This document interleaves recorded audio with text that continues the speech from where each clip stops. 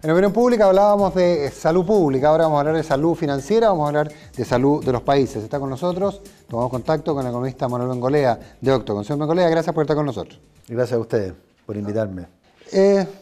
A ver, España sin duda es el que congrega la atención, pero la situación de España parece no ser nueva.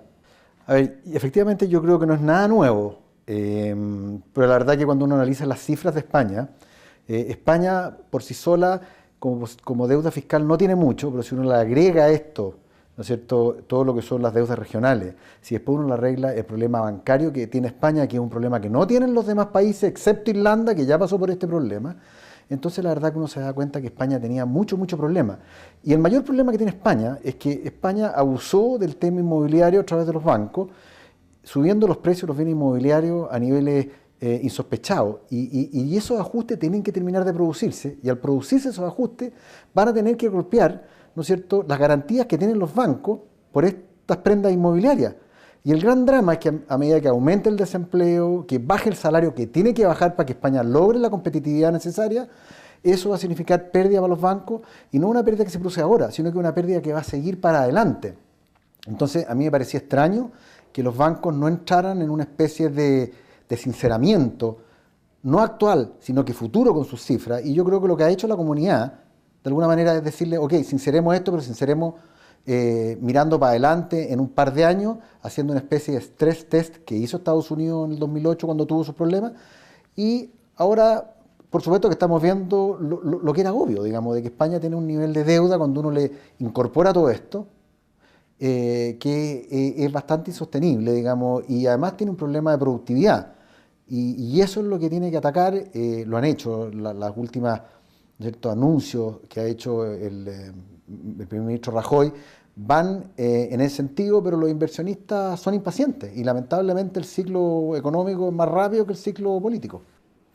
Pero ¿los inversionistas son impacientes, como dice usted, o sencillamente no le creen al gobierno de Mariano Rajoy?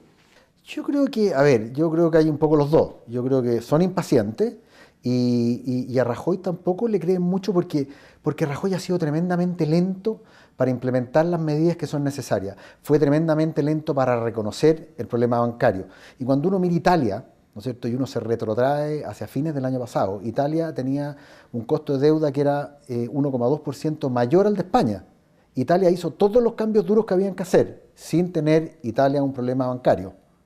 Y España hoy día tiene 1,2-1,3% más de costo que deuda que Italia. Esto se debe a la lentitud del gobierno Rajoy y a la lentitud de los políticos también en la misma España. Pero dadas las magnitudes de lo que estamos hablando, ¿pueden los bancos españoles sincerar sus números de verdad? Bueno, una de las exigencias que hace este préstamo que le hizo la Comunidad Económica a los bancos, ¿no es cierto?, que tiene garantía del Estado por lo demás, contempla la división de los bancos en 4. Uno que son los bancos sin problema, donde están los más conocidos por nosotros, BBVA, Banco Santander. Después bancos 2, que son aquellos bancos que tienen problemas y que ya el Estado intervino. Después los bancos 3, que son los bancos que no tienen ninguna solución ni poder de captar plata por ellos por su propia cuenta.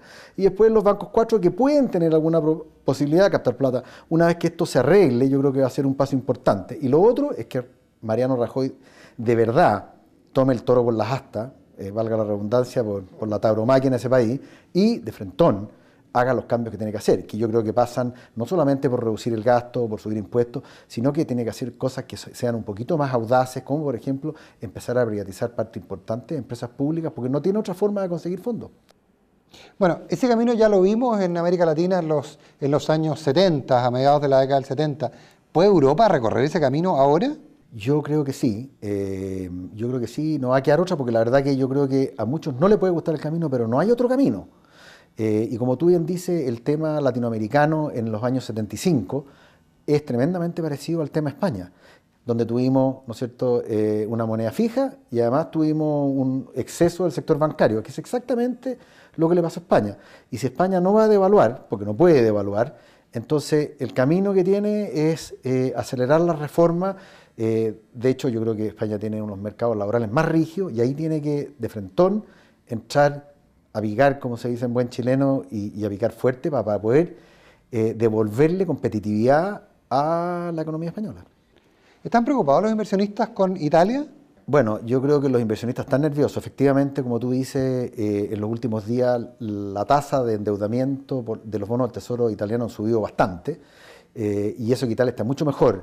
Yo creo que en ese sentido la Troika ha sido un poquito más inteligente y a Grecia le tiene los días contados. Yo creo que el primer error de Grecia, y Grecia se va, y yo creo que van a salir, tienen que salir además antes a defender a España para que los mercados se tranquilicen y no sean los mercados los que empujan a Italia.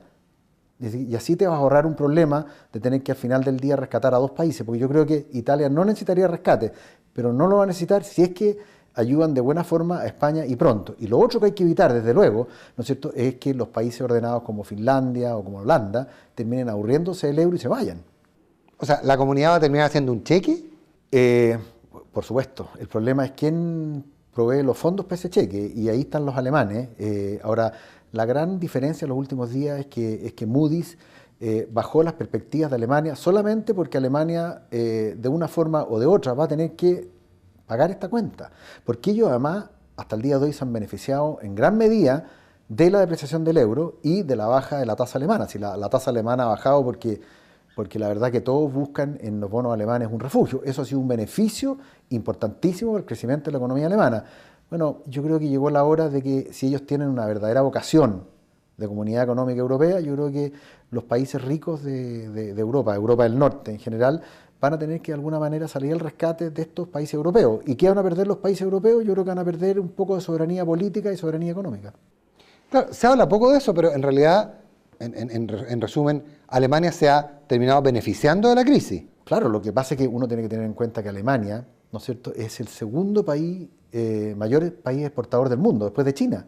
Y cuando el euro se ha ido de 1,50 a 1,20 más o menos, el gran beneficiado ha sido las empresas alemanas.